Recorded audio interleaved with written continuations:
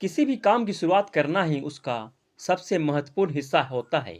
जय हिंद दोस्तों, स्टडी बसेरा के चैनल में आप सभी का हार्दिक हार्दिक स्वागत है। चलिए स्टार्ट करते हैं आज का सेशन। हार्दिक स्वागत है आप सभी का इस चैनल पर। आज का जो इम्पोर्टेंट क्वेश्चन है आर्टिकल से रिलेटेड है।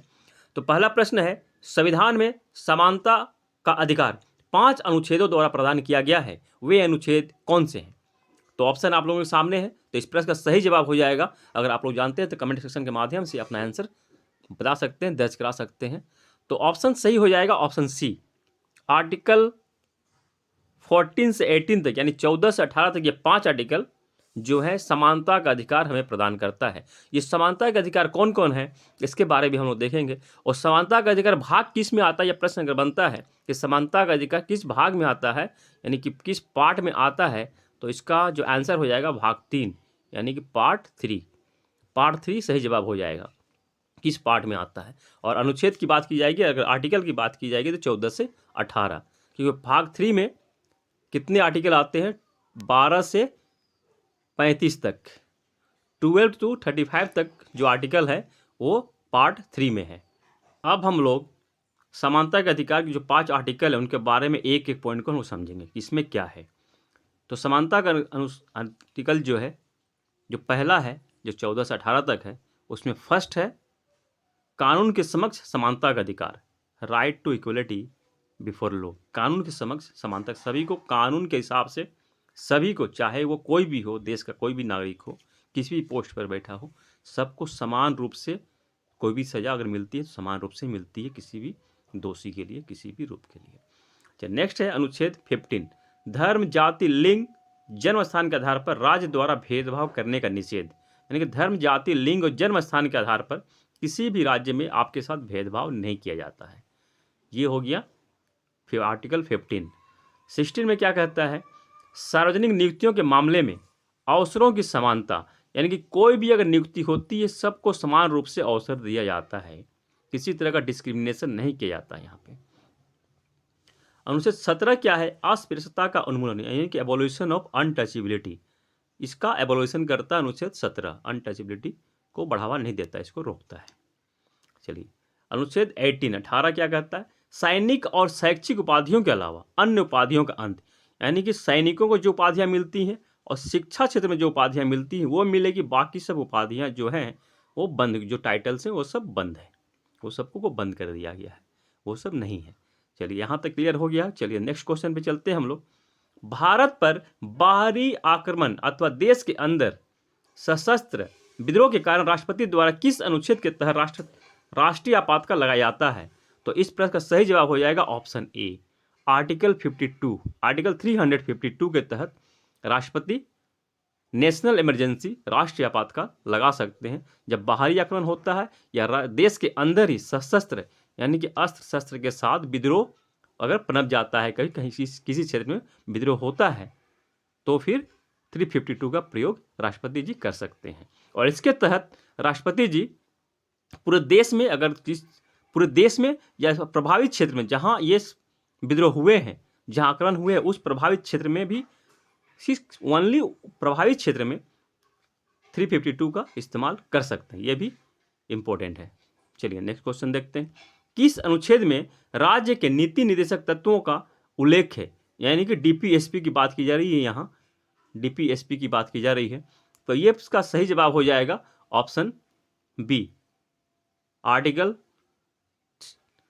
36 से 51 तक। 36 से 51 तक डीपीएसपी की बात कीजिए, राज्य के नीति निर्देशक तत्व का उल्लेख किया गया है और यह भाग 4 में आता है। राज्य 36 जो आता है पार्ट 4 में आता है, पार्ट 4 के अंतर्गत है 36, 51 और डीपीएसपी इसे कहते हैं शॉर्ट इंग्लिश में।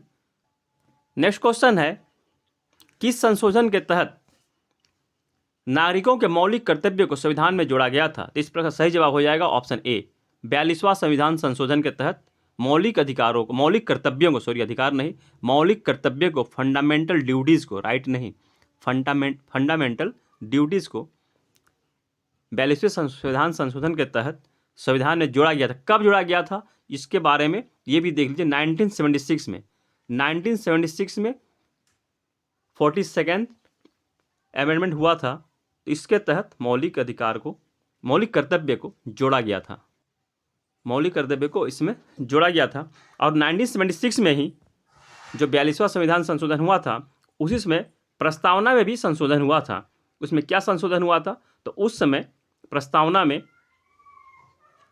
पथ निरपेक्ष, समाजवादी और अखंडता शब्द को जोड़ा गया था।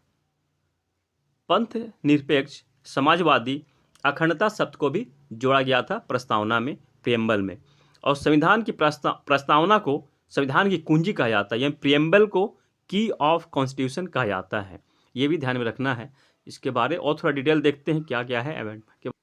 देखिए, और यहाँ मैं इंपॉर्टेंट पॉइंट बताने जा रहा हूँ, एक एक पॉइंट ध्यान से सुनिएगा।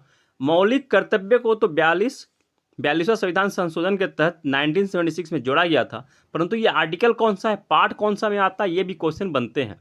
तो मौलिक कर्तव्य संविधान के भाग 4A में, ये भी ध्यान में रखिएगा, 4A में आता है। 4A के तहत इसे जोड़ा गया था।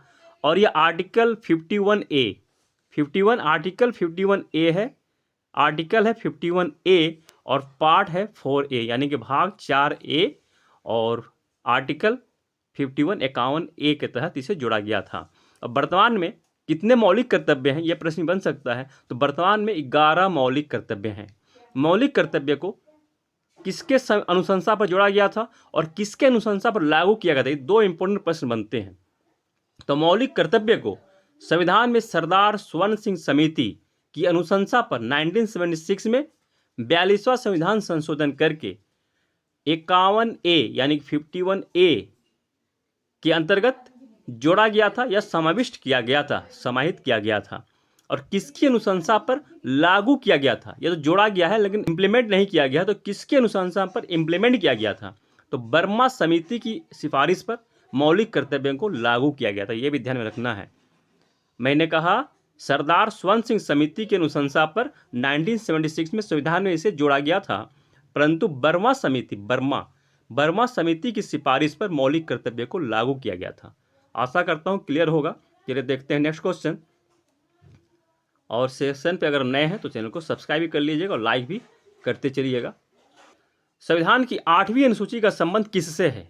संविधान की 8वीं अनुसूची का संबंध, शेड्यूल की बात की जा रही है, 8 शेड्यूल की बात कीजिए, किससे संबंध है? ऑप्शन है राज्य और संघ, ऑप्शन बी भाषाएं, ऑप्शन सी वेतन और भत्ते, ऑप्शन डी अनुसूचित क्षेत्र। तो इस प्रकार का सही जवाब हो जाएगा ऑप्शन बी, भाषाएं से संबंध है। जो शेड्यूल 8वीं अनुसूची है उसमें भारत की 22 भाषाओं को शामिल किया गया। 22 कौन कौन सी भाषाएं हैं इसके बारे में हम लोग थोड़ा देखेंगे। तो 22 भाषाएं कौन कौन सी और कब किसे शामिल किया गया है, इसे भी हम लोग यहाँ देखेंगे। देखिए मैंने सारा कुछ आप लोगों की सुविधा के लिए लिख रखा है। देखिए स्टार्टिंग में संविधान जब बना था, स्टार्टिंग में 14 भाषाओं को शामिल किया गया था। संविधान के अंतर्गत 14 भाषाओं को शामिल किया गया था। और सिंधी भाषा को कब शामिल किया? तो 21वां 22nd संविधान संशोधन के तहत 1967 में 1967 में इसे शामिल किया गया संविधान के अंतर्गत। सिंधी भाषा को सबसे पहले संविधान में शामिल किया गया था। और उसके बाद कोंकणी, मणिपुरी और नेपाली, यह देखिए नेपाली भाषा को भी 71वां संविधान संशोधन के तहत 1992 में इसे शामिल किया गया था।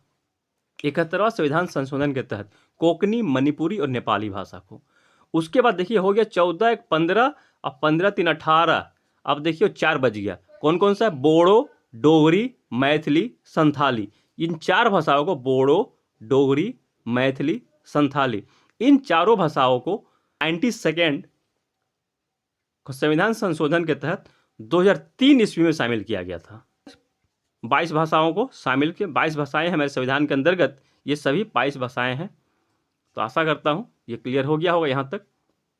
अगर चैनल पे नए हैं तो चैनल को सब्सक्राइब करना मत भूलिएगा और बेल आइकन को क्लिक कर लीजिएगा, जिससे सभी वीडियो का नोटिफिकेशन आपको हमेशा समय पर मिलता रहेगा, सबसे पहले आपके पास पहुंच जाएगा।